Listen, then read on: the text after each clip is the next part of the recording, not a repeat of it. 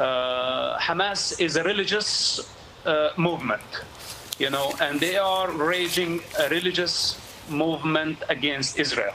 This is what they are doing. The mainstream media cannot say this because they're afraid to ignite a religious war. And what I say, it already is. They want to annihilate the Jewish people because they are Jewish people, because they are Jewish state. This is why they hate Israel. They want to establish an Islamic state on the rubble of the state of Israel. Campaign, their campaign title is Tufan al-Aqsa, which means the flood of Al-Aqsa Mosque. So it is a religious situation, and we just need to expose them for what they are. They are not a national movement. If they were a national movement, a political movement, you can satisfy their ambition somehow. You can negotiate with them. But when they are a religious movement, that they don't believe even in political borders, that they are driven by dark hatred towards a race, towards a nation. And we saw that when they killed people indiscriminately. It's all evidence, of to what extent Hamas can. If you go back, Hamas was created in the 1980s, and it's all about creating an Islamist state in all of historic Palestine. Because of that, Hamas hates Israel the most, but they also don't have much love for the Palestinian Authority, which is secular. And not only is it secular as opposed to Islamist, but it believes in a two-state solution, and Hamas does not.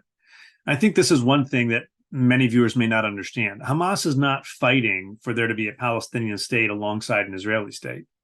Hamas is fighting to destroy Israel and to have one Palestinian state that is not secular but is Islamist in all of historic Palestine, in all of Israel, in all of the West Bank, and all of the Gaza Strip.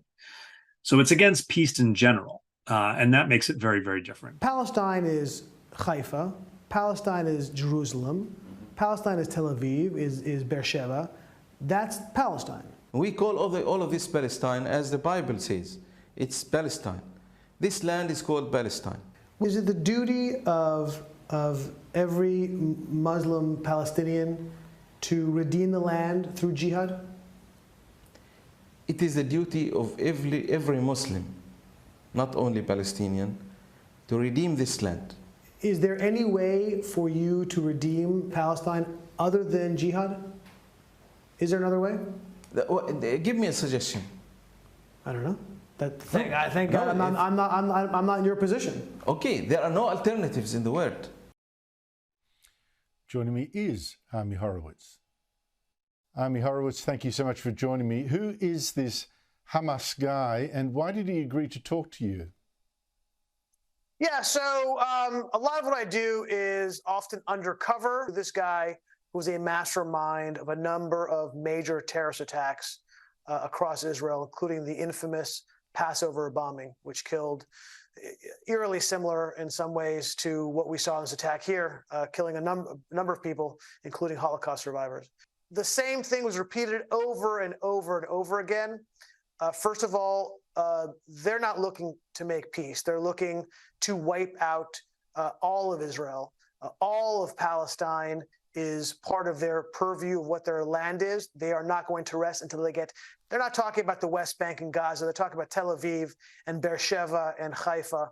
And also, what they never refer to Israelis. They always refer to the Jews, right? Their plan is to kill all the Jews. All the Jews are the ones they want to wipe out. It's not about the Israelis, the Israeli oppressors.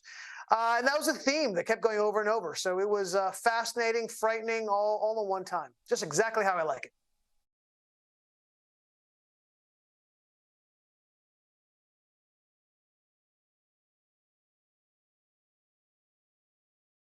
So fascinating, by the way.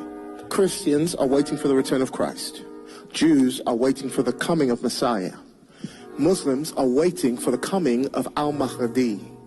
This is what many Christians don't know. In Israel right now, there are many who actually believe the Messiah has come. The Messiah, who we call Jesus, they believe he's already come. The Muslims are waiting for the Al-Mahdi.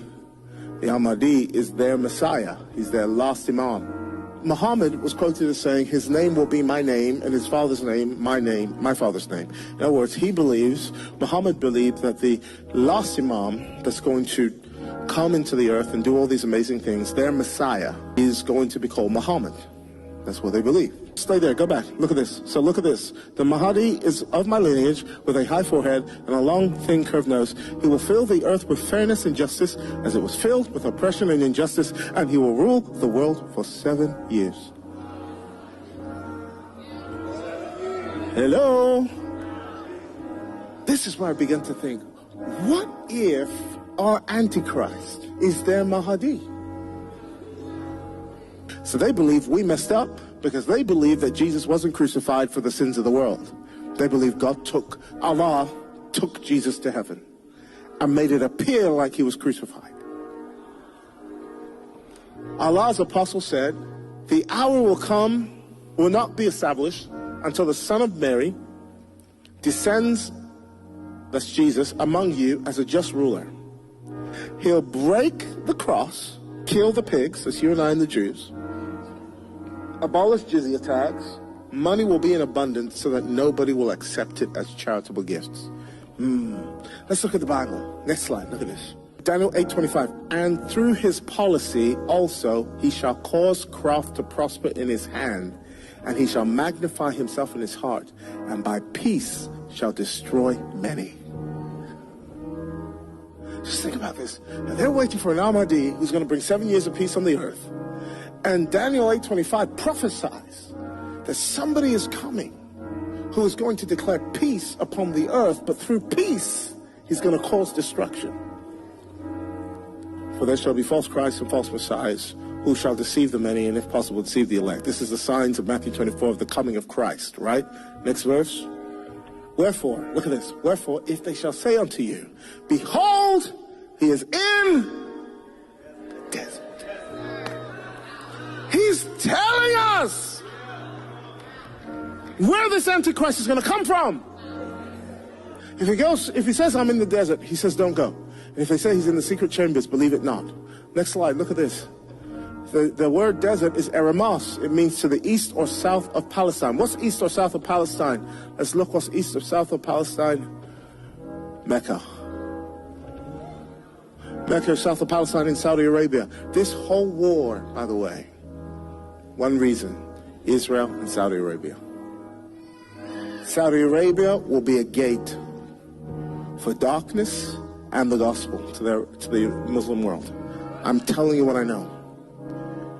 When that peace treaty was about to be signed between Saudi Arabia and Israel, that's when this war broke out. There's the number of a man and the number is 666. It's not 666. That's a translation. That's the number. How many can see it? Can you see it? The crossed swords. Bismillah, which means in the name of Allah. And by the way, when you go to jihad, you wear this on your forehead. This is what he saw. He was Aramaic. The Bible's written in Aramaic, not English. So you look and you go, 666. No, that's what he saw. X, Aleph, S. Look at it again, next slide. There we go. Can you see it now? Bismillah, that's what he saw. The name of the beast. Bismillah, in the name of Allah. If that doesn't shock you, I don't know what will. Oh my Lord. When I saw that symbol, I was like, dear God. See where they're wearing it? On their foreheads.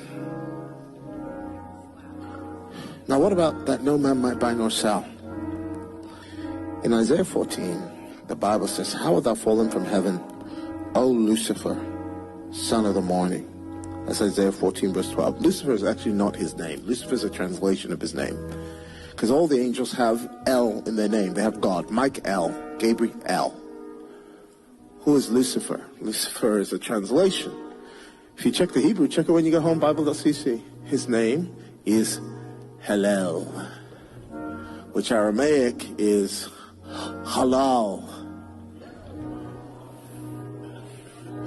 If you look at slide 244, you'll see what's on most of your food products today. Whatever this spirit is going to own the food chain. And none of you are going to be able to buy or sell unless you got the mark, the name, or the number of the beast.